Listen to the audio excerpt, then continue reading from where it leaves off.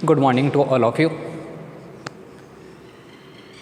मेरा जो चैनल है आइकॉनिक मैथ्स, उसमें आप सभी का स्वागत है। आपको सबसे पहले चैनल को सब्सक्राइब करना है और साथ में बेल आइकन को प्रेस करना है ताकि आगे आने वाले जितने भी वीडियो हैं उन सभी के नोटिफिकेशन आपको प्राप्त हो। आपको कोई जितने वीडियो होंगे उन सभी के चैनल का नाम आपको मैं फिर से बता देता हूँ, आइकॉनिक मैथ्स। टेलीग्राम जो चैनल है जहाँ पर आपको नोट्स मिल जाएंगे इन सभी वीडियोज़ के, तो टेलीग्राम चैनल मेरा जो टेलीग्राम चैनल है वो भी इसी नाम से है, आइकॉनिक मैथ्स। तो आप टेलीग्राम चैनल को भी ज्वाइन कर लें, वहाँ से आपको इसके नोट्स मिल जाएंगे। ज़्यादा से ज़्यादा आपको इस वीडियो को शेयर करना है। जितने भी आपको वीडियो बताए हैं इसमें बेस से first year, second year, final year की भी क्लासेस चल रही हैं।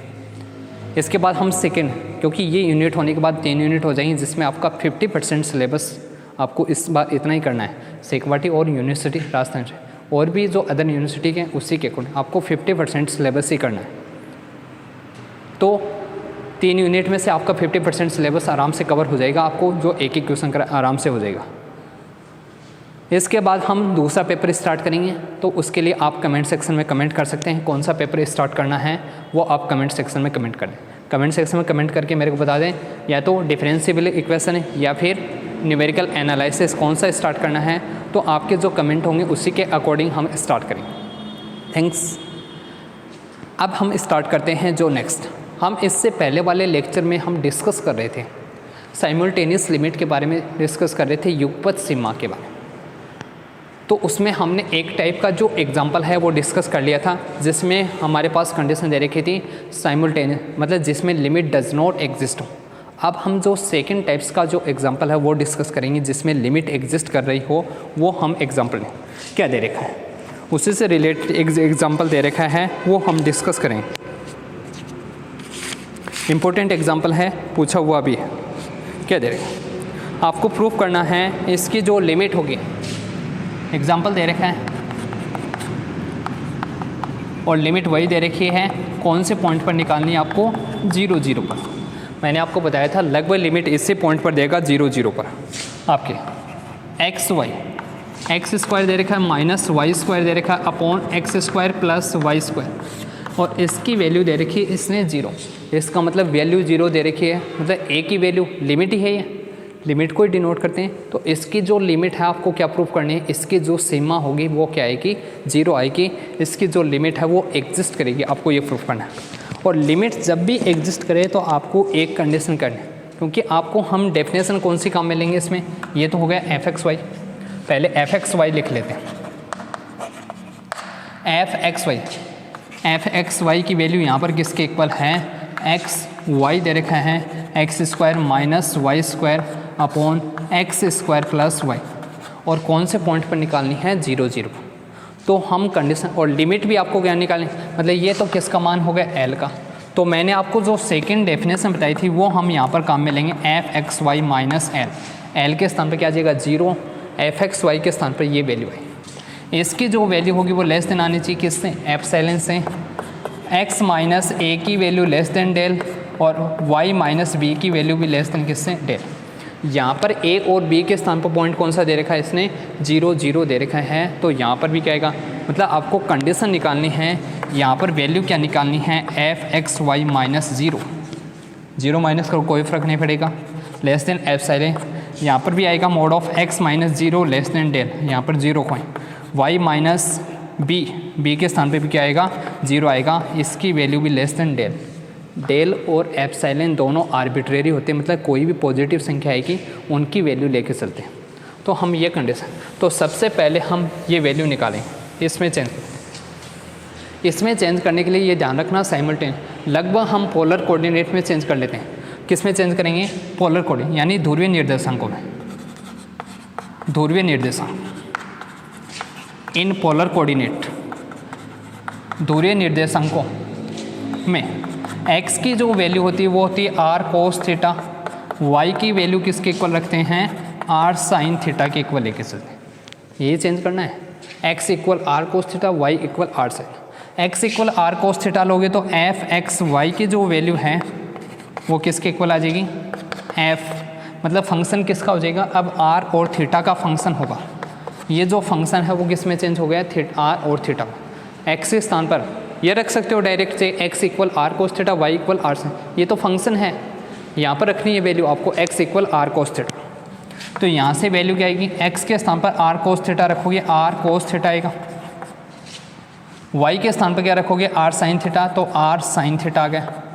X square r square cos square theta minus r square sine square theta. ये इसलिए करते हैं ताकि मोड की जो वैल्यू है वो निकालने में इजी रहता है।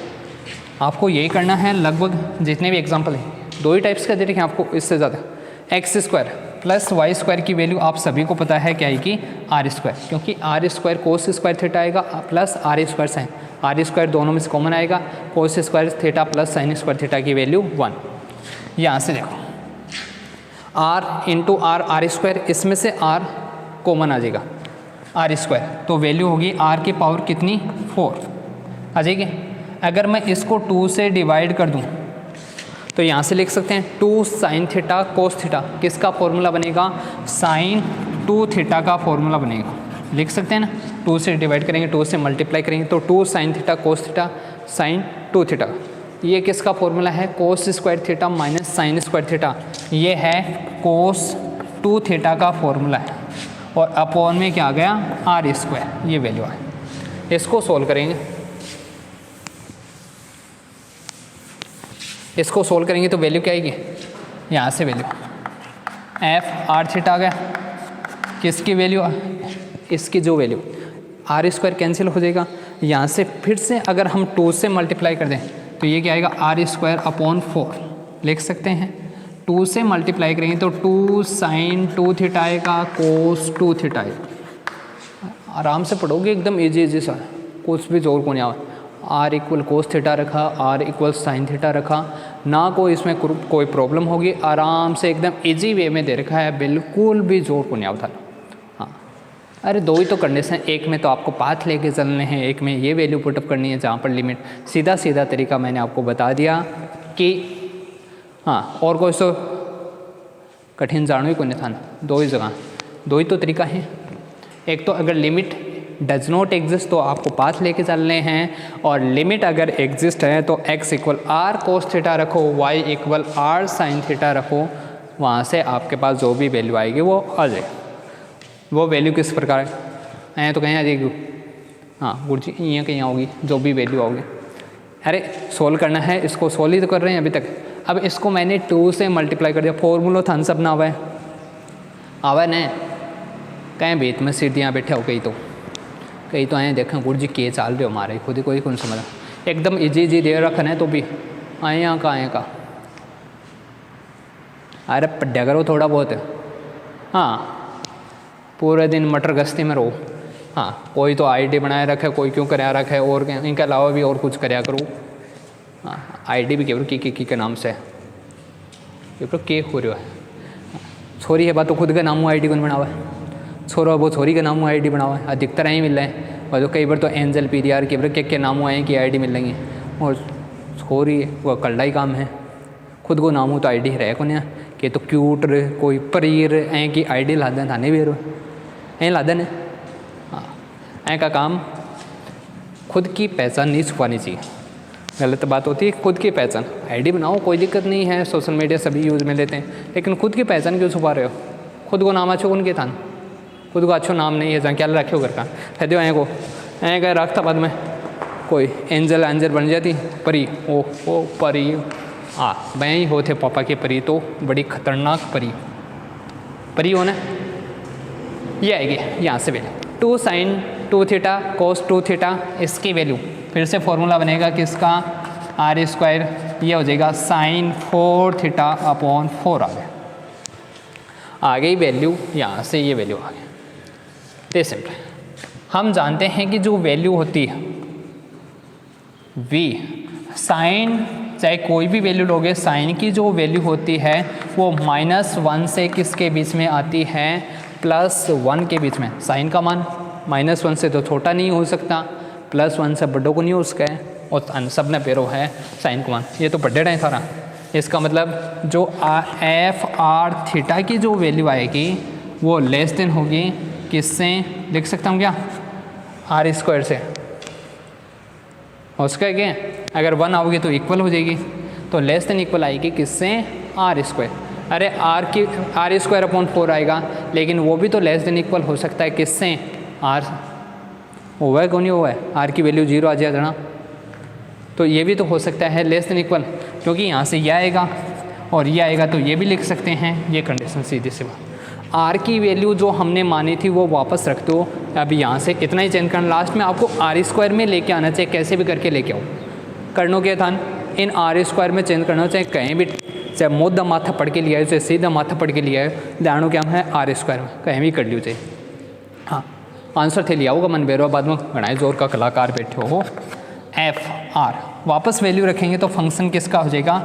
एक्स वाई का फंक्शन होगा, और इसकी जो वैल्यू आएगी वो लेस देन इक्वल होगी किससे? X square plus y square से होगी।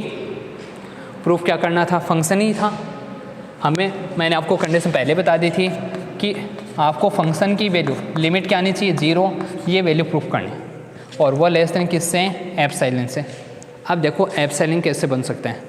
अगर मैं ले लूँ इसकी जो वैल्यू है लेट एक्स स्क्वायर की वैल्यू लेस देन किससे? एप्सिलॉन बाई 2 से।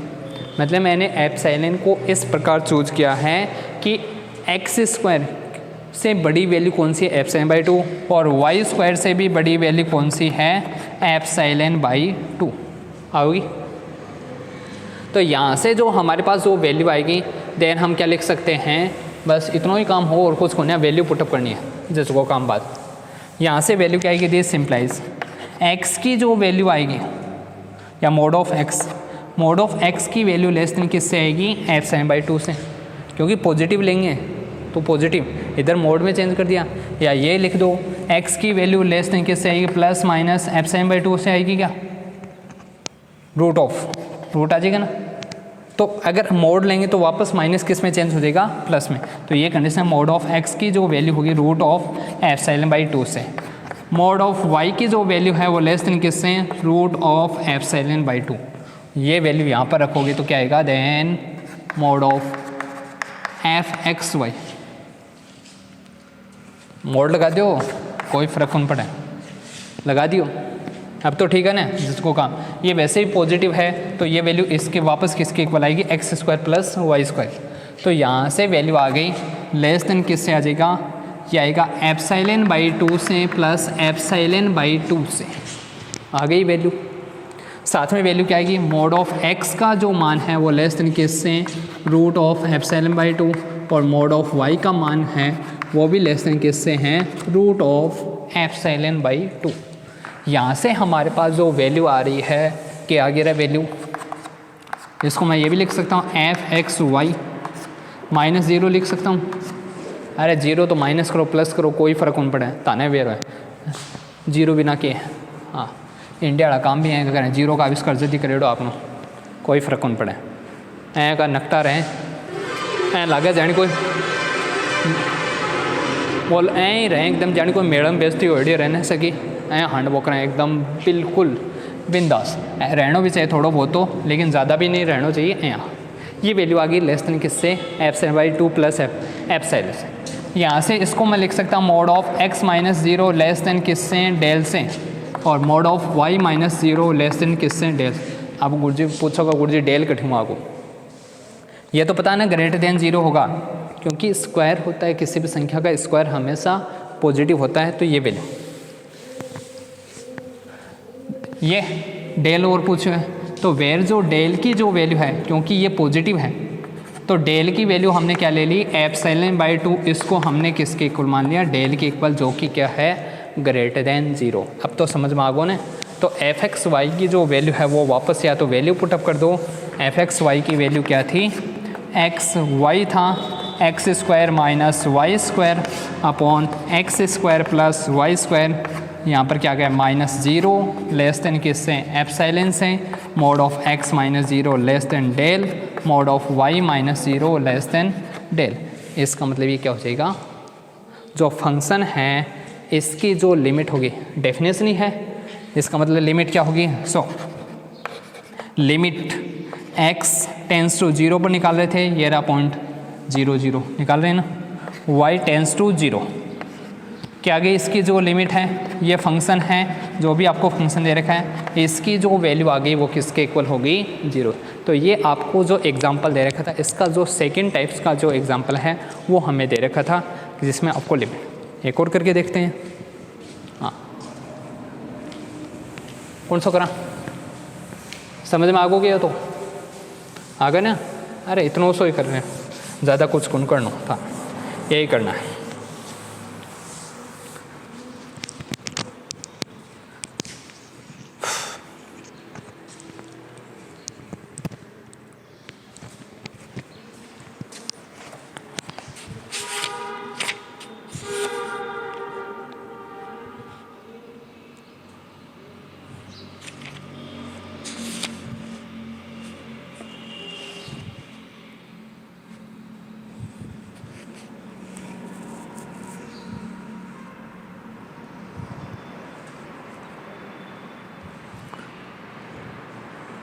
हाँ, एक एग्जांपल करते हैं जिसमें आपको दोनों कंडीशन निकालनी है।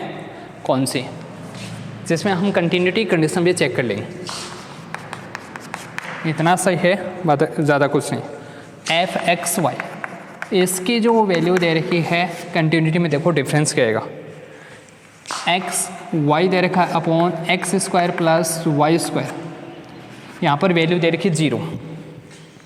ये तो वैल्यू दे रखी है x y नॉट इक्वल 0 0 पर, और ये वैल्यू दे रखी है x y की जो वैल्यू हो वो किसके इक्वल हो? 0 के इक्वल। तो फंक्शन की जो वैल्यू है वो किसके इक्वल दे रखी है? 0। तब आपको प्रूफ करना है, देन इसकी रिपीटेड लिमिट तो एग्जिस्ट करेगी, तब आपको प्रूफ करना है। तब 0 0 पर पुनरावर्ती सीमा यानी रिपीटेड लिमिट, पुनरावर्ती सीमा का अस्तित्व होगा, पुनरावर्ती सीमा का अस्तित्व होगा, परंतु किसका नहीं होगा?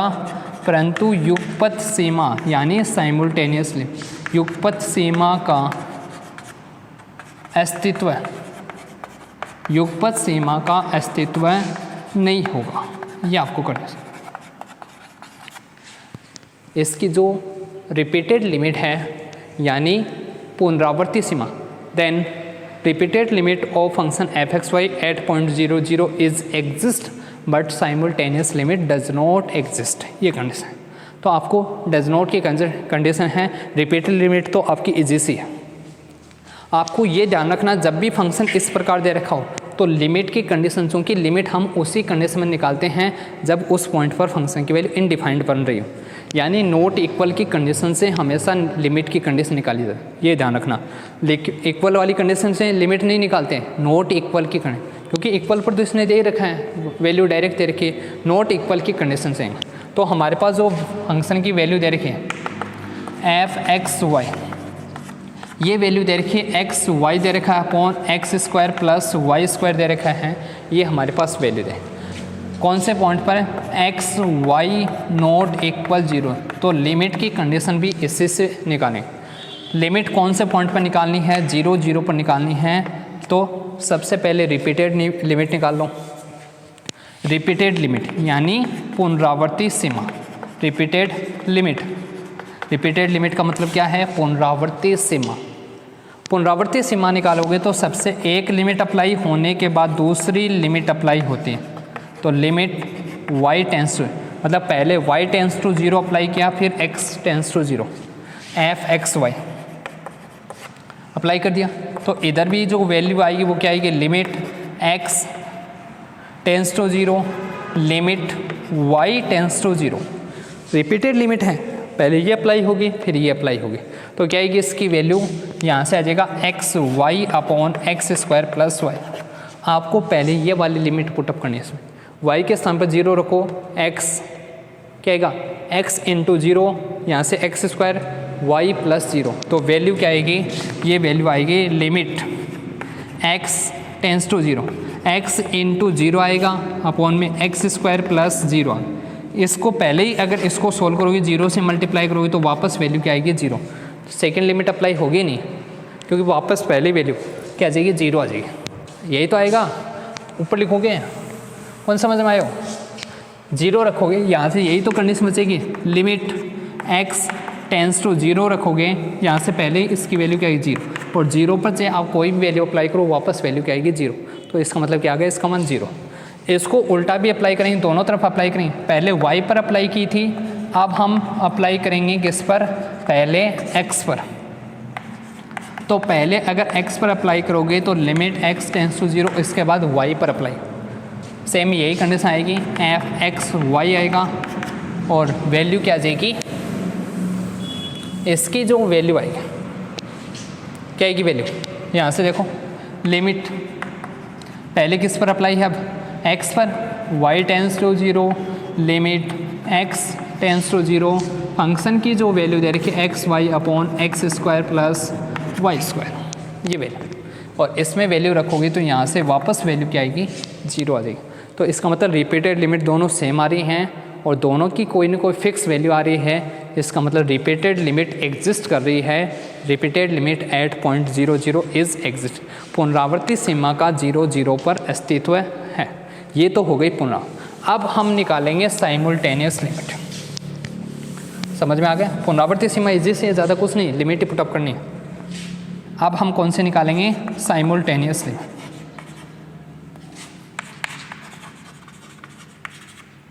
साइमल्टेनियस लिमिट यानी युगपत सीमा, युगपत सीमा, और युगपत सीमा में दोनों एक साथ अप्लाई होती हैं। तो कौन से पर फंक्शन के लिए निकालनी है, दोनों कौन से पॉइंट पर निकालनी है, जीरो जीरो। फंक्शन की जो वैल्यू है वो किसके इक्वल है, फंक्शन की जो वैल्यू दे रखी थी वो दे रखी है x y upon x square plus y square, ये हमारे पास फंक्शन की वैल्यू। अरे समझ में आ रहे हो को नहीं आ रहे हो।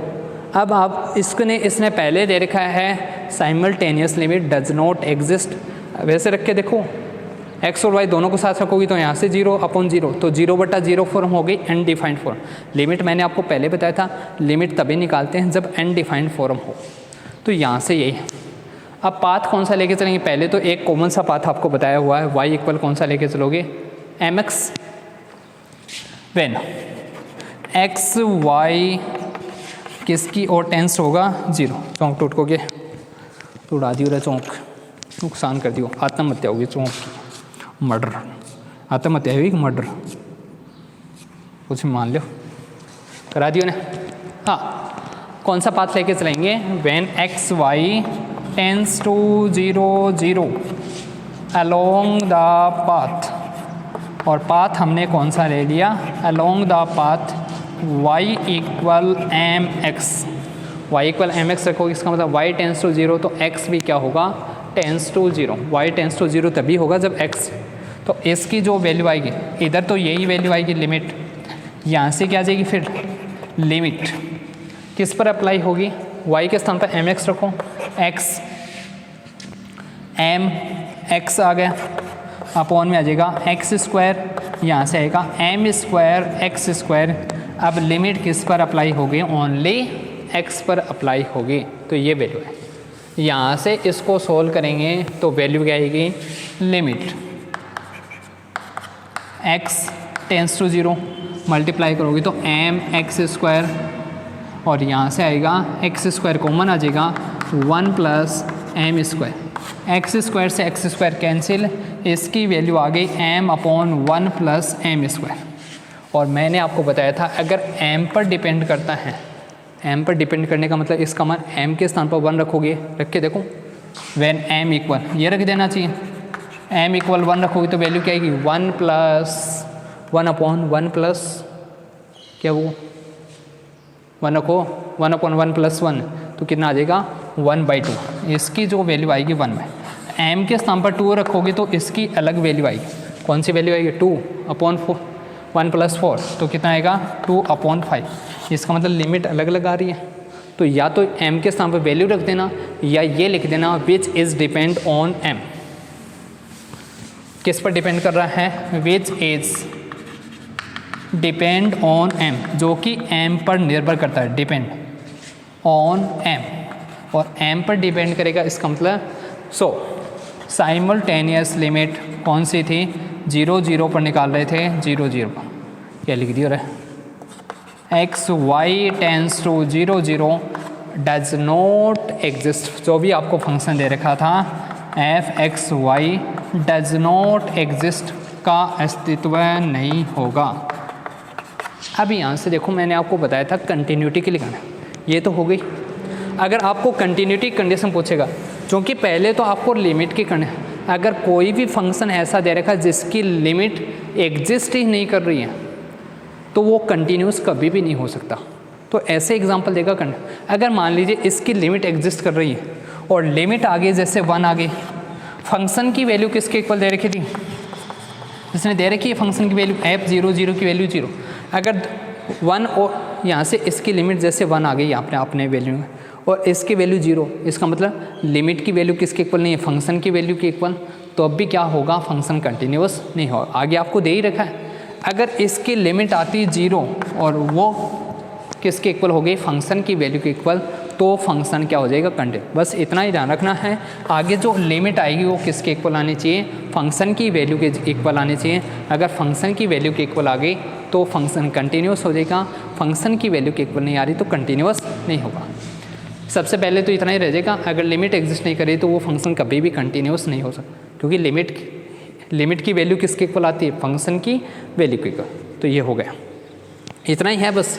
तो ये कंटिन्यूस में भी सेम यही कंडीशन काम में आएगी कंटिन्यूटी वाले। आगे देखते हैं,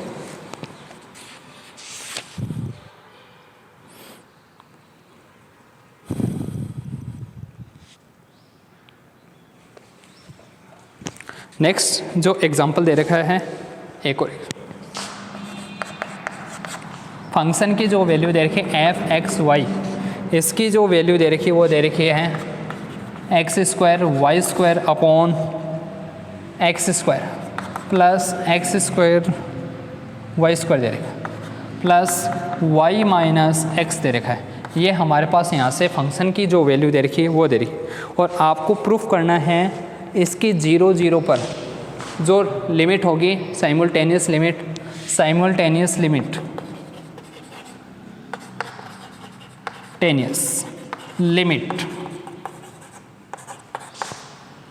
एट कौन से पॉइंट पर, 0 0 पर, at point 0 0 does not exist, वही कंडीशन आ गई, डज नॉट एग्जिस्ट।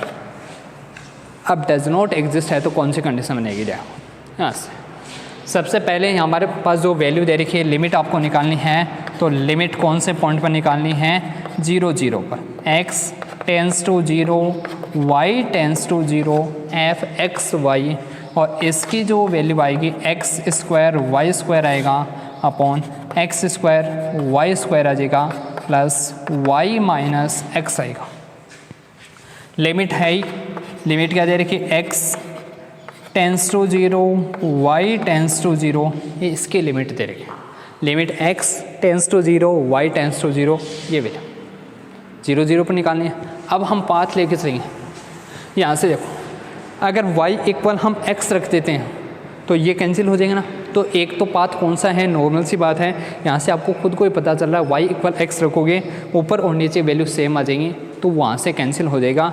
वैन कौन सा पाथ लेके चलेंगे, when y x y tends to 0 0, कौन से पाथ के according, along the path y equal x, कौन सा पाथ ले लिया, y equal x, y equal x लेके चलेंगे तो लिमिट क्या बनेगी, x टेंस टू 0, y के स्थान पर x रखो तो ये आएगा एक्स स्क्वायर आ जाएगा, अपॉन में आएगा x square into x square, और प्लस में क्या आ जाएगा, y इक्वल x रखोगे तो x माइनस एक्स, यही तो आएगा, x माइनस एक्स आएगा, ये यहाँ से क्या है, और इसकी वैल्यू कितनी आ जाएगी, 1 आएगी।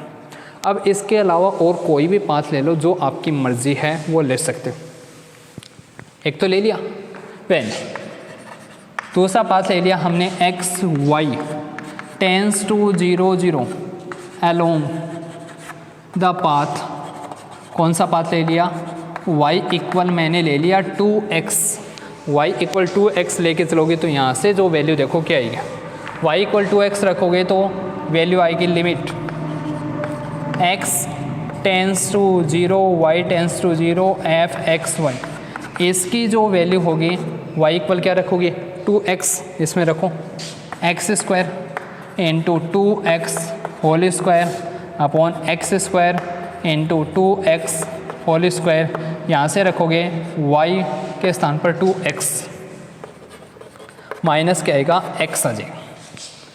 तो लिमिट क्या आएगी, लिमिट किस पर अप्लाई होगी अब x पर, x टेंस टू 0।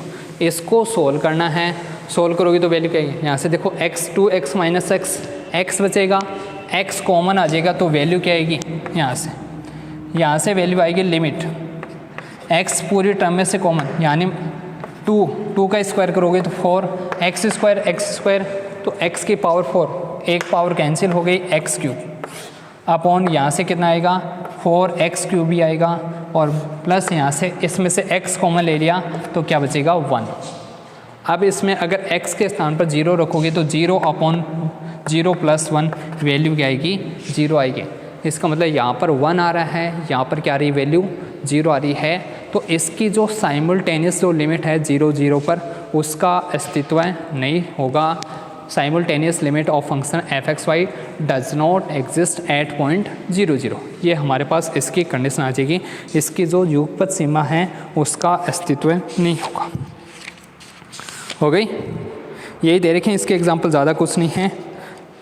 कंटिन्यूटी के लिए मैंने आपको बता ही दिया कंडीशन, वही दे रखा है। एक एग्जांपल कर लेते हैं कंटिन्यूटी के लिए, सेम उसी की तरह होंगे जो आपको वैल्यू दे रखी है। एक दो एग्जांपल तो करेंगे, वहाँ से देखते हैं क्या आता है।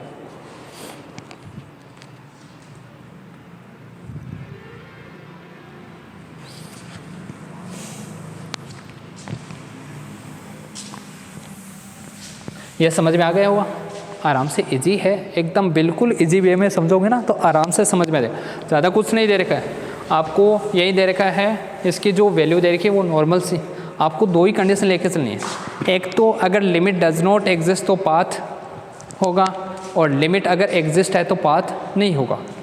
तो आगे जो है वो कंटिन्यूटी के जो एग्जाम्पल हैं वो इसमें भी सेम इसी की तरह कंडीशन आएगी, जिसमें हम एक तो पाथ लेके चलेंगे और एक वही कंडीशन है x equal r cos theta रखेंगे, y equal r sine theta, तो वो दोनों वैल्यू रखें। ठीक है, वो हम नेक्स्ट क्लास में डिस्कस करेंगे। तब तक के लिए सभी को थैंक्स। वीडियो को लाइक जरूर करना है, कमेंट सेक्शन में कमेंट करना है। Thank you very much.